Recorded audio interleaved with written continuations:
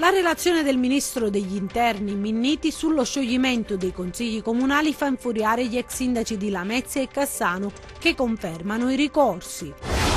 I soldi ci sono, ma restano sulla carta mentre la disoccupazione galoppa in Calabria. È un paradosso, è la denuncia del presidente di Unindustria Mazzuca nel corso della cerimonia per i 90 anni dell'associazione a Cosenza. Marcello Manna apre il cantiere Rende, strade, stazione e stadio, le opere da realizzare con il supporto della regione.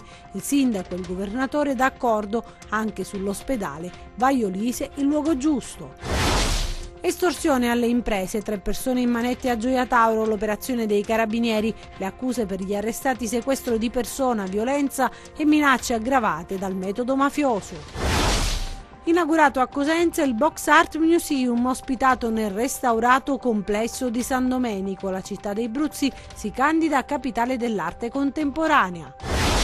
Amaranto ancora a secco, in vantaggio a Castellammare, dilapidano il successo nella ripresa. Cosenza incerottato di scena a Trapani, il Rende sfida il Catania, il Catanzaro ospita la Paganese.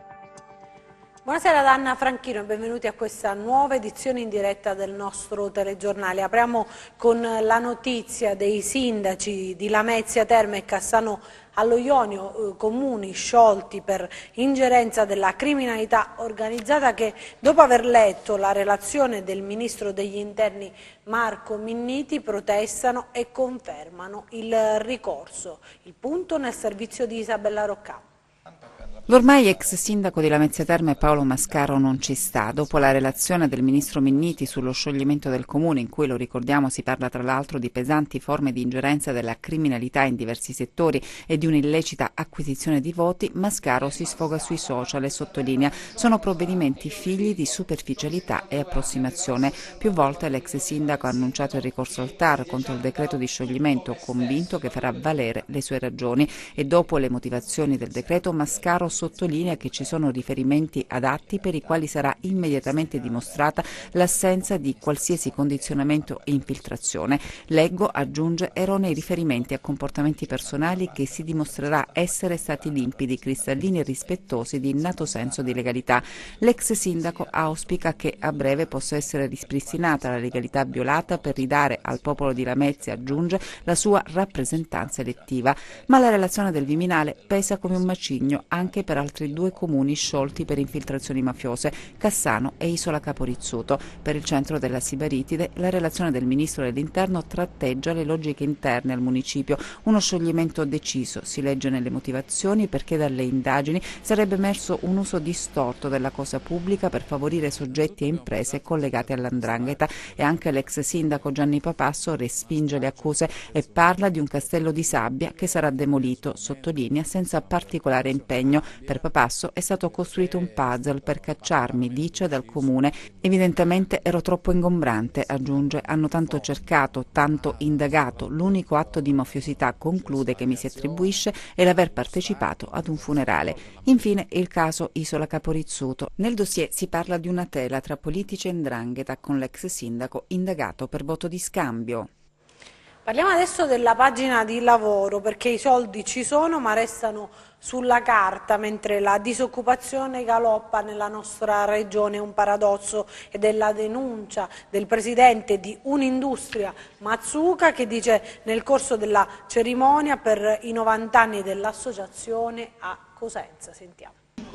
Una storia lunga 90 anni è quella raccontata da Confindustria Cosenza, la longeva rete di impresa, punto di riferimento sia per gli imprenditori giovani che per quelli che hanno maturato esperienza. L'associazione degli industriali, allo specchio dell'economia del territorio, che oggi denuncia il presidente, vive un vero e proprio paradosso. Ci sono le risorse per le infrastrutture, però sono risorse che rimangono ancora sulla carta, non si spendono, quindi non si scaricano sul territorio, non generano economia soprattutto occupazionale, perché poi dobbiamo partire da un problema, che è il problema che sentiamo di più in questo momento in Calabria, nel Mezzogiorno, abbiamo una disoccupazione imperante, abbiamo una disoccupazione soprattutto giovanile e alla luce delle risorse importanti, che sono circa 7 miliardi di euro per i prossimi 7 anni in Calabria, di cui la metà per infrastrutture, allora ci chiediamo come mai non riescono ancora a partire le risorse. Nel corso dell'incontro, protagonisti brand regionali, si è ragionato insieme alla politica su come tradurre protocolli e patti firmati in occasioni concrete di sviluppo. Noi abbiamo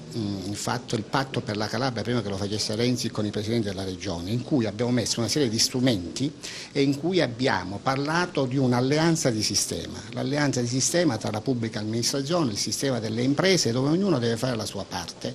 Testimonianze, analisi, con lo sguardo al futuro, oggi è stato evidenziato c'è bisogno di adeguare il metodo alle esigenze mutate del mercato. E oggi abbiamo delle parole chiave che sono velocità, la velocità è fondamentale, la realizzazione e poi soprattutto responsabilità, perché in un territorio che ha perso 15 punti di PIL, se aspettiamo ancora credo che avremo seri problemi anche dal punto di vista sociale.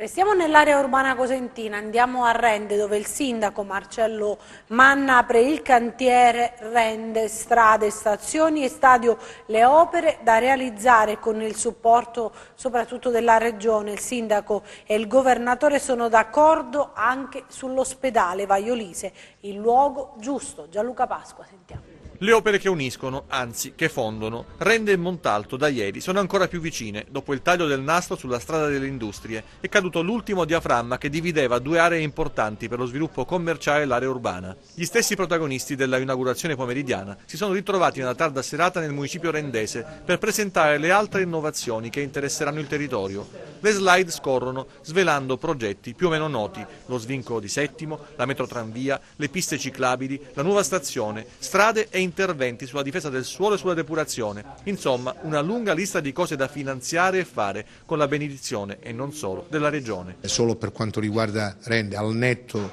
della metropolitana e dello svincolo di Settimo per circa 120 milioni di euro che consentiranno il miglioramento della vivibilità, l'ammodernamento infrastrutturale e soprattutto per l'economia avranno ricadute importanti. Fino alla sorpresa di giornata, il nuovo Marco Lorentzon, uno stadio da 10.000 posti e 10 milioni di euro da ottenere attraverso il credito sportivo. La Regione, come tutti gli enti, ti chiede una cosa importante: fammi capire se il progetto è sostenibile, vale a dire se poi puoi camminare con le tue gambe. E lì devo dire, io ritengo che ci siano tutte le condizioni perché questo progetto venga realmente finanziato. Apre il cantiere Rende, dice con orgoglio il sindaco Manna, che poi affronta il tema fusione partendo proprio dalle opere, che d'ora in poi dovranno essere pensate per l'intera comunità, a partire dall'ospedale. Non si può oggi parlare di città unica e poi pensare invece che questo servizio, vedi ospedale o altro, debba rimanere in un luogo anziché in un altro. Dobbiamo progettare il futuro di una grande città. E la grande città si materializzerà fra 30, 40, 50 anni. Non possiamo pensare ad oggi, alla piccola cosa, e ognuno di noi deve fare un passo indietro. Un assist gradito per il presidente Oliverio che, fosse per lui, a Vaiolise avrebbe già messo la prima pietra. Deve essere un hub che deve ambire a contenere eccellenze, ma deve ambire anche a contenere spazi per la ricerca, per la innovazione tecnologica, per l'alta formazione. Il sito è importante, Vaiolise è un sito che ha queste caratteristiche. Adesso vi parliamo di una querel di cui sentiremo parlare anche nei prossimi giorni, che riguarda il Partito Democratico e l'assessore Roccisano, perché dice in una nota: apprendo di un'assemblea del Partito Democratico della Federazione Reggina svoltasi proprio questa mattina a Reggio, nella quale è stato dichiarato che gli assenti non rappresentano il partito. È curioso che questo avvenga senza precisare che gli assenti non sono stati neanche invitati a partecipare, non si capisce capisce bene se per semplice dimenticanza o per volontà palese, dal momento che non è la prima volta che accade quello che afferma l'assessore Federica Roccisano. Mi sono già rivolta al segretario regionale del Partito Democratico affinché venga fatta chiarezza su cosa può determinare la rappresentatività di una persona all'interno del Partito Democratico, se il lavoro svolto e la disponibilità ad essere presente e supportare il PD in ogni punto della Calabria o l'assenza di iniziative per le quali non è mai arrivato nessun invito. Parliamo adesso invece di cronaca, parliamo di estorsione ai danni di alcune imprese, perché i carabinieri del comando provinciale di Reggio Calabria hanno eseguito un provvedimento di fermo emesso dalla direzione distrettuale antimafia nei confronti di 3 persone ritenute vicine alla cosca di 'ndrangheta Piromalli di Gioia Tauro. I 3 sono accusati a vario titolo di tentata estorsione, sequestro di persona, detenzione e porto illegale in luogo pubblico di armi comuni da sparo, lesioni aggravate di illecita concorrenza con minaccia e violenza, anche con l'aggravante di aver commesso il fatto con l'utilizzo del metodo mafioso. Torniamo in studio, andiamo a Vibo, dove il TAR ha confermato la sospensione per le cooperative che gestivano i centri di accoglienza. Le stesse, come ricorderete, sono state commissariate. L'accusa è di infiltrazioni mafiose. Sentiamo. È stato ritenuto non illogico e non irrazionale il provvedimento in ordine all'esistenza di possibili infiltrazioni di associazioni mafiose all'interno delle cooperative che in provincia di Vibo Valentia avevano finora gestito il flusso dei migranti giunti nel porto di Vibo Marina. Se già il provvedimento del prefetto Guido Longo, caso unico in Italia assunto per la prima volta, di commissariare delle cooperative aveva fatto prima scalpore e poi scuola, ora il nuovo intervento del TAR Calabria non solo ne conferma la validità quanto soprattutto ne ribadisce il senso. Come si ricorderà, in seguito ad un'interdittiva, il prefetto di Vibo Valentia aveva assunto la decisione di commissariare, così come avviene per i comuni, 2 cooperative, la Monteleone Servizi e la Monteleone 3.0 Protezione Civile, le 2 cooperative che fino a qualche mese fa si occupavano della gestione dei principali centri di accoglienza di migranti della provincia vibonese, esattamente a Briatico. I legali delle 2 cooperative avevano chiesto l'annullamento previa sospensiva dell'efficacia sia dell'interdittiva antimafia della prefettura che di tutti gli atti conseguenziali connessi, ma la sezione prima del TAR di Catanzaro ha respinto il ricorso cautelare presentato, di fatto confermando i sospetti dell'ufficio territoriale del governo, spiegando che la decisione di respingere il ricorso deriva da vari elementi che emergono nell'informativa, ovvero numeri di rapporti con soggetti gravati da indizi di condizionamento mafioso e rapporti tra soci ed amministratori delle cooperative con soggetti appartenenti alla criminalità organizzata. Insomma, una sentenza che si è risolta in un boomerang per le 2 cooperative che rimangono dunque sotto il regime commissariale, con l'aggravante di un'ulteriore conferma dei sospetti che avevano portato a questa decisione che tanto scalpore già aveva fatto. E da Vibo a Reggio, perché torniamo ad occuparci delle cosiddette vacche sacre con la partecipata manifestazione che si è svolta a Cittadoma. Sentiamo. A Cittanova, nonostante la pioggia battente, il corteo No Bull, no alle vacche sacre, organizzato dall'omonimo comitato di cittadini, si è svolto regolarmente. La voglia di dire basta a questo fenomeno para-'ndranghetista e di sensibilizzare le istituzioni ad agire al più presto è stato più forte della pioggia e la presenza di tante persone, compreso sindaci, studenti, professionisti, imprenditori, parroci, politici locali, è stata la risposta migliore mandata al lassismo delle istituzioni, che da più di un trentennio contraddistingue questa vicenda. Ma io sono convinto che con la collaborazione di tutti i soggetti in campo, i sindaci, le forze dell'ordine, il governo, la prefettura, riusciremo a trovare una soluzione a questo annoso problema. Noi sindaci di questo territorio abbiamo già fatto sia in prefettura sia in comitati di ordine pubblico e tra l'altro proponendo anche ora delle soluzioni. Speriamo che comunque al più presto venga fatta un'azione di ripristino della normalità. Tra i partecipanti del corteo, che si è dipanato lungo la SP1, l'arteria dove sono avvenuti più incidenti, con tori e mucche, era presente l'imprenditore Rocco Raso, storico esponente dell'antiracket cittanovese, che a fine anni 80 e 90 si ribellò insieme a tanti imprenditori del luogo al pizzo imposto dalle cosche locali. Andiamo ancora avanti, valorizzare i nuovi magistrati è l'obiettivo dell'incontro promosso da Area Democratica per la Giustizia a Catanzaro. Vediamo. Sono circa 40 i nuovi pubblici ministeri arrivati nel distretto di Catanzaro, giovani magistrati, spesso di prima nomina, giunti per rimpinguare gli organici degli uffici della Procura assegnati nelle diverse sedi distrettuali di Crotone, Lamezia, Cosenza e Paola.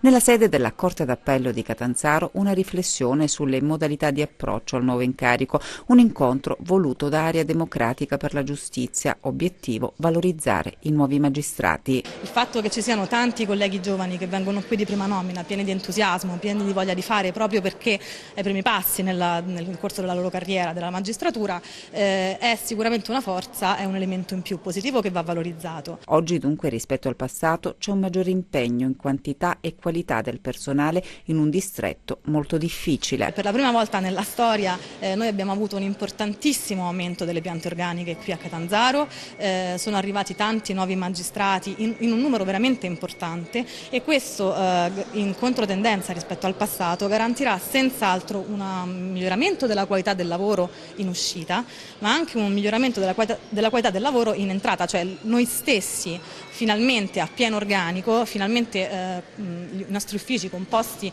da magistrati che riempiono tutti appunto gli uffici, i luoghi, gli spazi che prima erano vacanti proprio perché appunto c'era un problema di sotto organico, finalmente adesso questi uffici riempiti con queste nuove forze, queste nuove potenzialità potranno rendere un servizio migliore alla cittadinanza e si potrà lavorare anche in condizioni migliori dentro il nostro ufficio.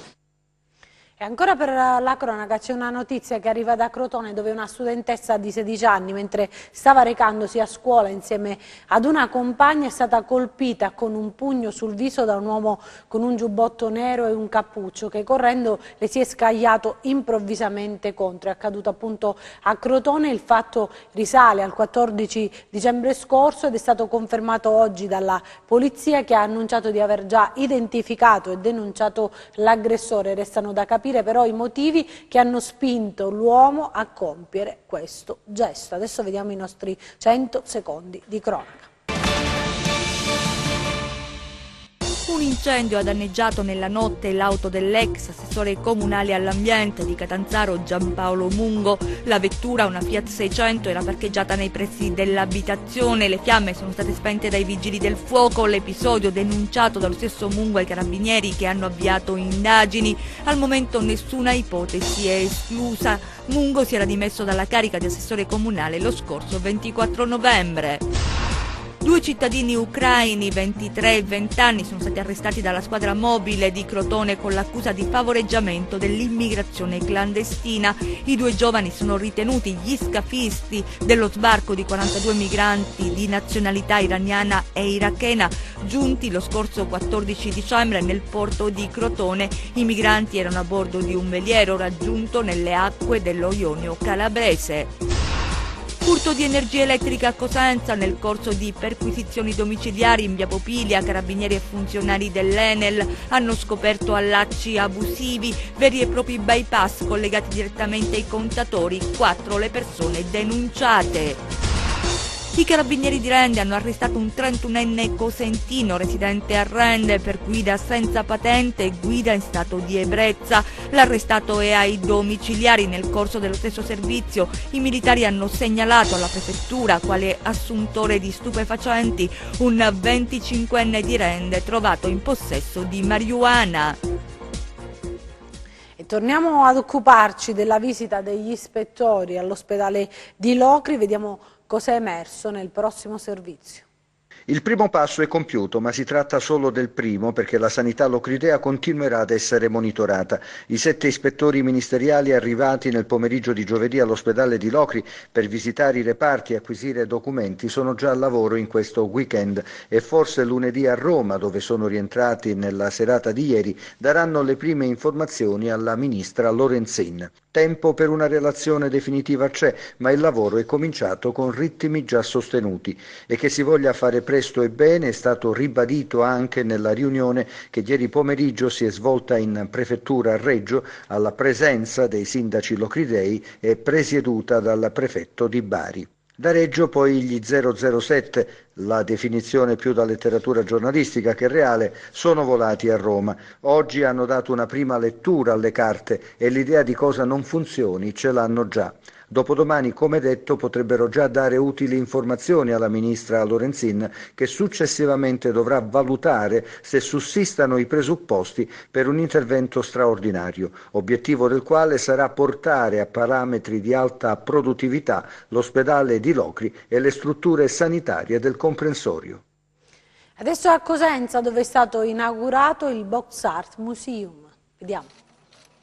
La cerimonia ufficiale di inaugurazione del Box Art Museum di Cosenza è stata salutata con entusiasmo da moltissime presenze, tra cui numerose autorità civili e militari. Un momento importante che consacra ufficialmente Cosenza capitale dell'arte contemporanea, proiettando la città in una dimensione internazionale come fabbrica di creatività e di innovazione nel campo della produzione culturale. È un sogno che si realizza. Una visione che abbiamo avuto tanti anni fa con le residenze degli artisti, e questo museo è frutto della creatività di un progetto. Siamo stati anche premiati allo SMAU a Napoli come città innovativa nel campo della produzione culturale per questa idea, e dove c'è creatività c'è innovazione, dove c'è innovazione c'è anche crescita sociale e anche culturale soprattutto, ma poi diventa anche crescita economica in un territorio e offre delle opportunità di occupazione e di lavoro anche per le persone, soprattutto per i giovani. Ormai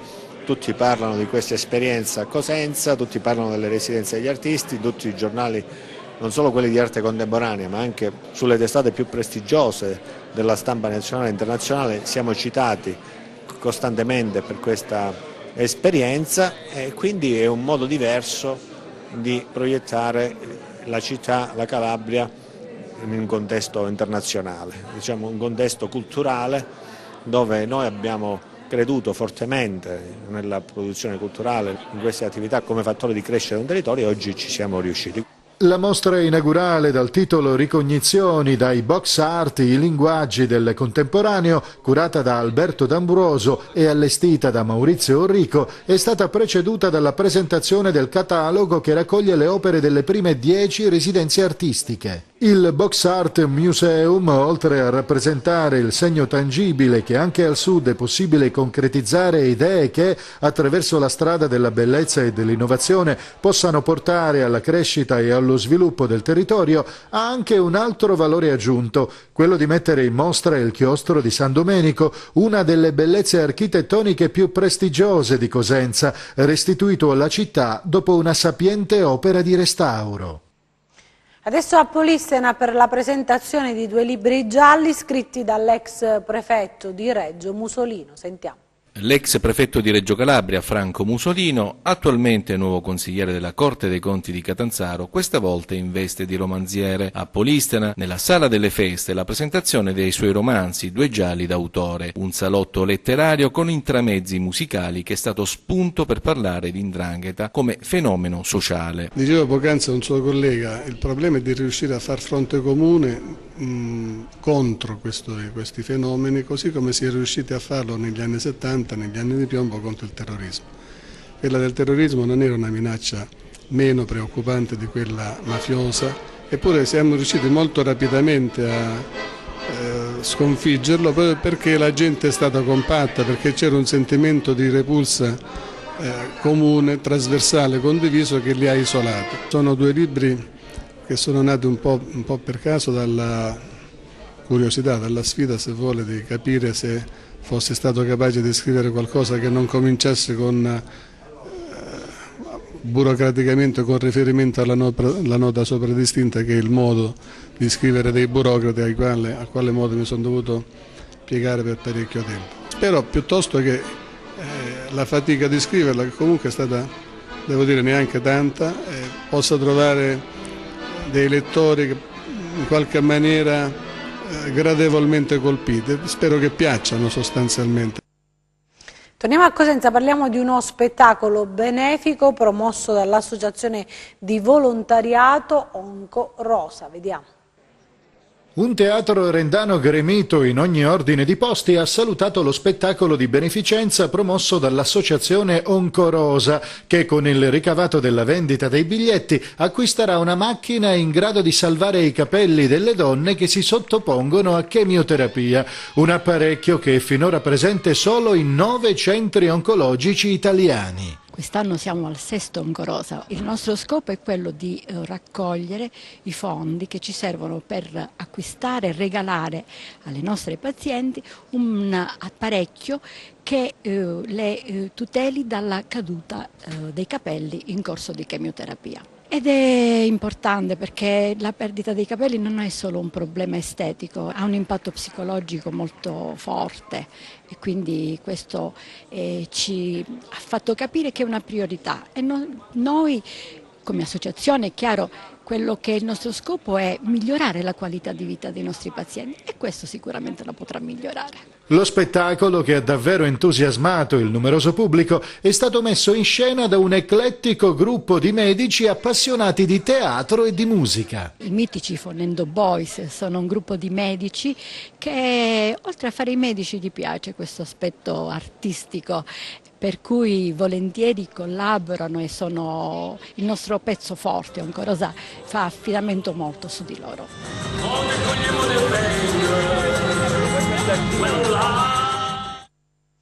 E adesso lo sport, con la sconfitta della Regina e gli impegni delle altre calabresi nel servizio di Gianluca Pasqua. Vediamo. La Regina Double Fas perde a Castellammare di Stabia dopo aver spaventato i gialloblu di Caserta e rischia di ritrovarsi in zona play-out al termine del girone di andata. In vantaggio grazie al gol di Fortunato, bravo a sfruttare il cross di De Francesco per battere Branduani, gli Amaranto non sono riusciti a controllare la gara come avrebbero voluto. Già nel finale del primo tempo qualche scricchiolio aveva messo a rischio il risultato. La ripresa è servita alle Vespe per ribaltare il match, prima con Viola, sugli sviluppi di un corner contestato dagli ospiti, e poi con Bacchini per il definitivo 2-1. Il primo gol loro è viziato della Juve Stabia, sì. È viziato da un errore gravissimo arbitrale, però ci sta, nel mondo del calcio, sbaglio io, sbagliano i calciatori, si può fare anche l'arbitro. Non capisco che cosa la regola del vantaggio, o è fallo laterale o fuori gioco, no? I guardiani con la bandierina alzata, non so perché non abbia fischiato, però non è che un episodio purtroppo su quell'episodio è andato il gol, ma non è per quello, non ci attacchiamo a quello. Mi dispiace perché gli episodi in questo momento non ci girano a favore. Tante assenze in casa Cosenza per la gara contro il Trapani. Il bus rossoblù ha lasciato a casa Caccavallo, Mungo, Bruccini e Pinna, elencati rigorosamente in ordine cronologico di infortunio. Di contro, al miglior attacco del girone mancherà una fonte inesauribile di assist e imprevedibilità, lo squalificato Marras. Piero Braglia non si scompone, la gara è da giocare senza timori, le assenze sono occasioni per chi scende in campo. Noi dobbiamo fare una bella partita, al di là delle assenze, al di là di chi manca, ma noi dobbiamo andare in campo convinti e ce la possiamo giocare. Dobbiamo farci trovare pronti e continuare a fare le prestazioni che stiamo facendo, lottare su ogni pallone, creare pericoli, essere aggressivi, non subire. Andiamo là e ci facciamo la partita. La partita di domenica ci ha detto la strada che dobbiamo seguire. Il primo ostacolo della settimana il Rende lo ha quasi superato. La richiesta di penalizzazione della Procura federale per il caso Filoiussione è minima, un solo punto. Se confermato dalla sentenza non scalfirebbe più di tanto la classifica dei biancorossi, che domani a Lorenson affronteranno un Catania rimaneggiato e senza l'apporto dei propri tifosi. Giovanni Ricciardo dovrebbe guidare l'attacco dei padroni di casa. Noi dobbiamo pensare a fare punti per la salvezza, perché non possiamo guardare in faccia nessun avversario. Come dopo il Trapani reagiremo anche stavolta e ci prenderemo quello che il campo dirà. Però di sicuro ci stiamo allenando bene, stiamo cercando di dimenticare in fretta la trasferta di Andria e siamo pronti per affrontare il Catania. Pesante, molto pesante la richiesta che riguarda invece il Catanzaro, la retrocessione e l'incubo che potrebbe materializzarsi nella prossima settimana, uno strascico alla gestione passata che rischia di vanificare il restyling degli ultimi mesi, difficile per i tifosi e forse anche per i calciatori non pensare alla spada di Damocle che pende sul ceravolo, anche durante la gara di domani con la Paganese. Posso dire che oggi dopo 45 minuti ho dovuto sospendere sospendere per modo di dire, interrompere la rifinitura. Si era fatto tutto per la cattiveria con la quale si picchiavano durante l'allenamento, parlo di cattiveria sempre agonistica e sull'intensità che ci stavano mettendo, e questa è la risposta che io volevo dai ragazzi. Sempre a proposito di sport, è giunta al termine l'avventura dello Sporting Locri, la società di calcio a 5 femminile che milita nel campionato di Serie A, balzata agli onori della cronaca nel dicembre 2015 per presunte minacce ricevute dall''ndrangheta. Domani giocherà la sua ultima partita in provincia di Frosinone, lo ha affermato l'attuale presidente della squadra, che dice: quello che non rovina l''ndrangheta lo distrugge la burocrazia e la politica regionale. Adesso a Cosenza per l'iniziativa dell'Istituto Comprensivo di Via Roma. Vediamo. Le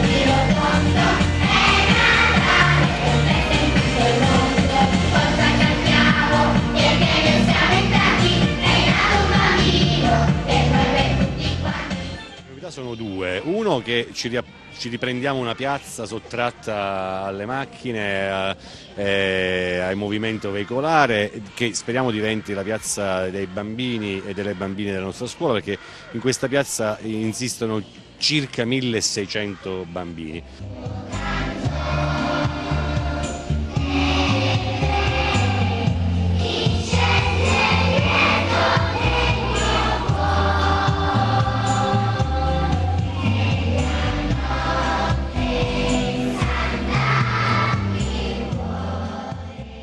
Noi abbiamo dei bambini che hanno patologie particolari, come in tutte le scuole. In questo caso abbiamo dei bambini sordi.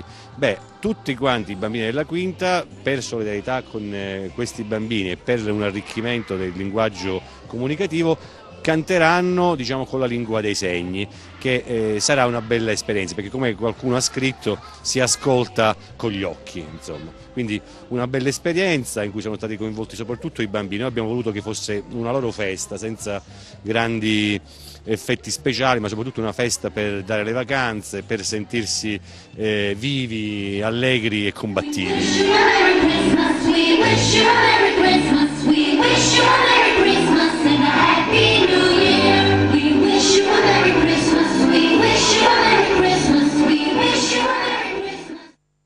E adesso le previsioni del tempo.